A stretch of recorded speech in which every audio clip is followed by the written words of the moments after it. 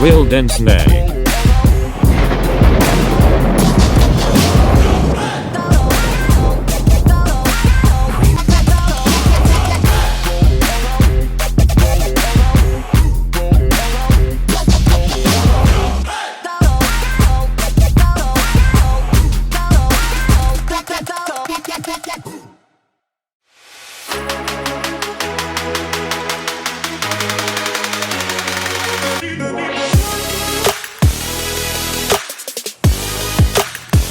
Hello, my real ones. This is Real Dence here, again with another great video for my real ones.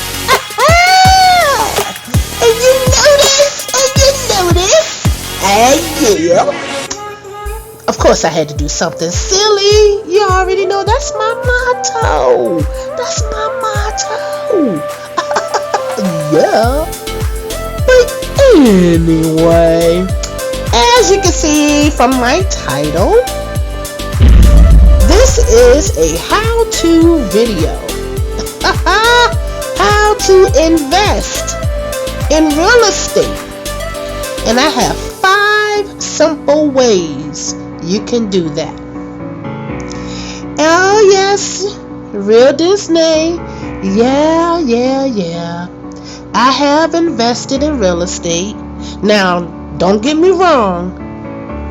Real Disney is not a real estate guru or real estate developer or real estate magnificoso or however you want to say it. No, I am not a perfectionist like that.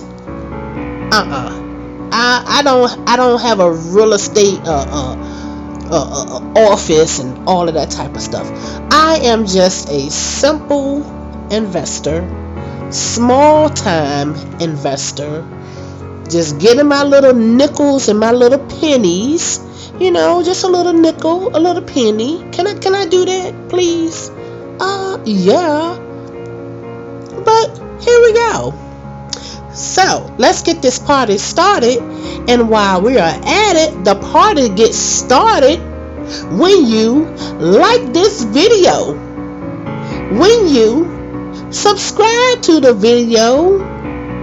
The party gets started when you click that notification bell for all, so that you can be notified of all the Real Ones videos. Please leave your comments below, and by all means share this video, please. Okay, so with that being said, again, let me say this: let's get this party started quickly, right? First, I have a quick little video. It's just a quick little video so that you can have a little basic understanding about buying rental property, stuff like that. Just watch this little quick video, please.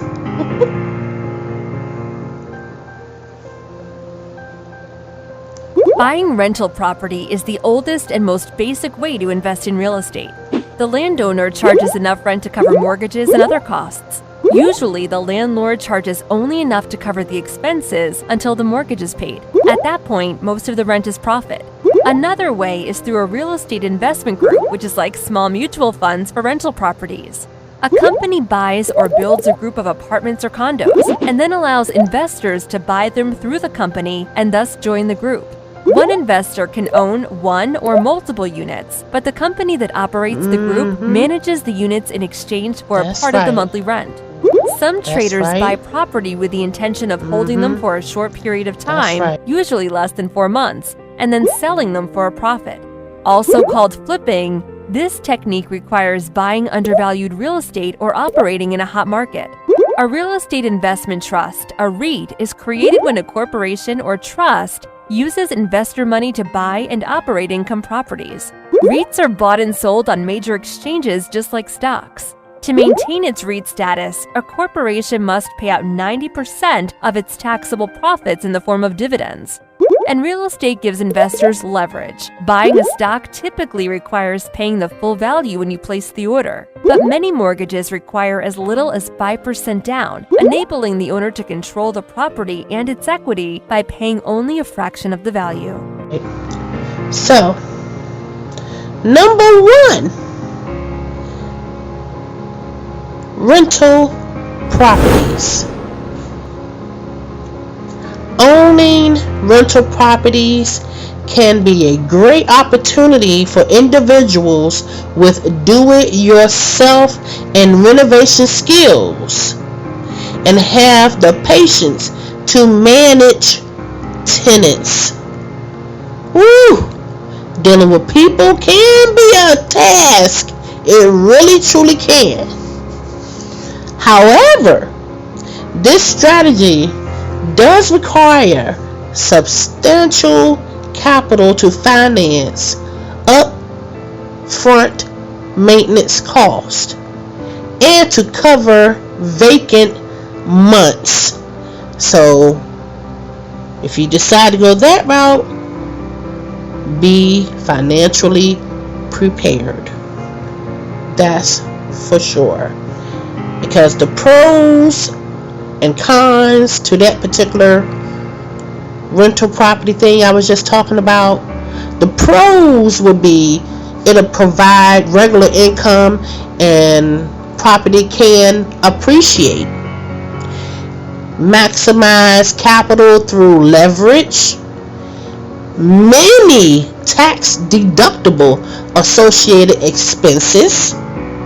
But the cons, the cons to this can be tedious managing tenants, potentially damaged property from tenants, reduced income from potential vacancies.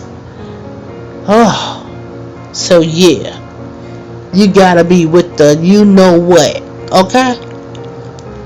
Get down with the get down. So let's go ahead on to number 2. Real estate investment groups, also called, I think it's called REIGs, REIGS. That's basically just an abbreviation of real estate investment groups. So they are ideal for people who want to own rental real estate without the hassle of running it. Okay, investing in real estate investment groups requires a capital cushion and access to financing. Real estate investment groups are like small mutual funds that invest in rental properties in a typical real estate investment group. A company buys or builds a set of apartment blocks or condos, then allow investors to purchase them through the company, thereby joining the group. A single investor can own one or multiple units of self-contained living space, but the company operating the investment group collectively manages all of the units, handling maintenance, advertising vacancies, and interviewing tenants. In exchange for conducting these management tasks, the company takes a percentage of the monthly rent. A standard real estate investment group lease is the investor's name, and all of the units pool a portion of the rent to guard against occasional vacancies. To this end, you'll receive some income even if your unit is empty. as long as the vacancy rate for the pooled units doesn't spike too high. There should be enough to cover cost. And let's go over the pros and cons for that type of situation. The pros are more hands off than owning rentals.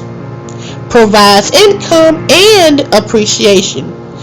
Here are the cons. The cons are vacancy risk, similar fees as mutual funds, susceptible to unscrupulous managers.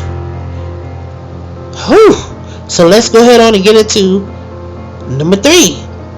House flipping. Now this is something I have done. I did flip one house. House flipping is for people with significant experience in real estate valuation, marketing, and renovation. House flipping requires capital and the ability to do or oversee repairs as needed. This is the proverbial, basically, crazy side of real estate investing. Just as day trading is different from buy and hold investors, real estate flippers are distinct from buy and rent landlords. Case in point, real estate flippers often look to profitability, sell the undervalued properties they buy in less than 6 months. Pure property flippers often don't invest in improving properties. Therefore, the investment must already have the value needed to turn a profit without any alterations, or they eliminate the property from contention. Flippers who are unable to swiftly unload a property, may find themselves in trouble because they typically don't keep enough uncommitted cash on hand to pay the mortgage on a property over the long term. This can lead to continued snowballing losses. There is another kind of flipper who makes money by buying reasonably priced properties and adding value by renovating them. This can be a longer term investment where investors can only afford to take on 1 or 2 properties at a time, which is surely me. That's for sure. And the pros to that is the fact that ties up capital for a shorter time period, also can offer quick returns. The cons is requires a deeper market knowledge. Hot markets cooling unexpectedly. So let's go ahead on and get into number 4. Real estate investment trust. And that is with the abbreviation of REITs. Real estate investment trust. So, and that is best for investors who want portfolio exposure to real estate without a traditional real estate transaction. I hope that didn't sound confusion, so let me dig a little bit deeper into that. Let's see. A REIT is created when a corporation or trust uses investors' money to purchase and operate income properties. REITs, I'm just saying the abbreviation, are bought and sold on the major exchanges like any other stock. A corporation must pay out 90% of its taxable profits in the form of dividends in order to maintain its REIT status. By doing this, REITs avoid paying corporate income tax, whereas a regular company will be taxed on its profits and then have to decide whether or not to distribute its after-tax profits as dividends. Okay, if that sounded confusing, let me say this right here. Like regular dividend-paying stocks, REITs are a solid investment for stock market investors who desire regular income. In comparison to the let's just say the aforementioned types of real estate investment, REITs afford investors entry into non-residential investments such as malls or office buildings that are generally not feasible for individual investors to purchase directly. More important, REITs are highly liquid because they are exchange traded. In other words, you won't need a realtor and a title transfer to help you cash out your investment. In practice, REITs are a more formalized version of a real estate investment group. So, when looking at REITs, investors should distinguish between equity REITs that own buildings and mortgage REITs that provide financing for real estate and dabble in mortgage-backed securities. MBS is the abbreviation for that, mortgage-backed securities. Both offer exposure to real estate, but the nature of its exposure is different. An equity REIT is more traditional in that it represents ownership in real estate, whereas the mortgage REITs focus on the income from mortgage financing of real estate. So the pros with all of that, essentially dividend paying stocks. Who of course, that's a great thing. Core holdings tend to be long-term cash producing leases. Yeah, long-term. Yeah. And the cons for that, of course, would be leverage associated with traditional rental real estate does not apply. So please remember that when considering that as well. And number 5, we have online real estate platforms.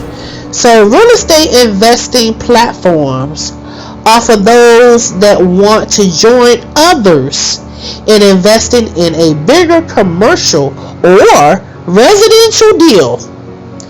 The investment is done via online real estate platforms, also known as real estate crowdfunding. It still requires investing capital, although less than what's required to purchase properties outright. Online platforms connect investors who are looking to finance projects with real estate developers. In some cases, you can diversify your investments with not much money. So the pros with that is you can invest in single projects or portfolio of projects. And also another pro would definitely be the geographic diversification. So the cons, I would say, tends to be illiquid with lockup periods. And another con, I would definitely say the management fees, for sure.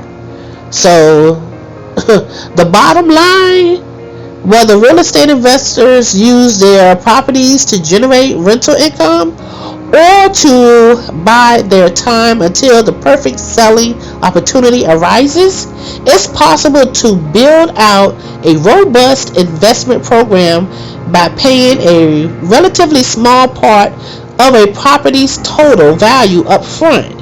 And as with any investment, there is profit and potential within real estate, whether the overall market is up or down. Okay, and we have one more little quick video I would love to show you guys, and hopefully this will give you guys, my real ones, a little bit better understanding as to this entire thing. The return on investment indicates the percentage of money returned to an investor after associated costs are deducted. When it comes to real estate investments, there are two important ROI calculations to know. The cost method calculates ROI by dividing the equity by all costs. For example, take a property bought for $100,000 that requires an additional investment of $50,000 for repairs. After it's been fixed up, the property is valued at $200,000. Using the cost method, the investor's equity position is $50,000.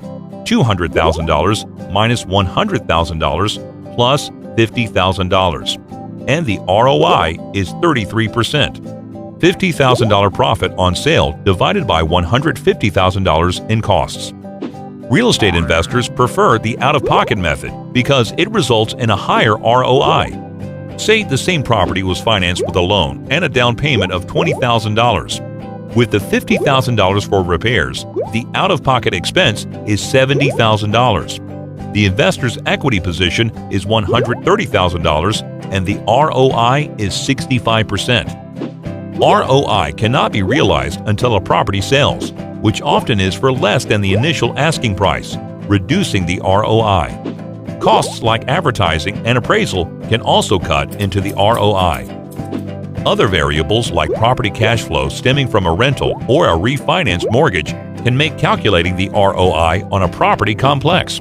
But real estate investments have proven to be very profitable, even in a recession. Check this out. Real Disney have a merchandise line. Okay, it's not just a t-shirt or something like that.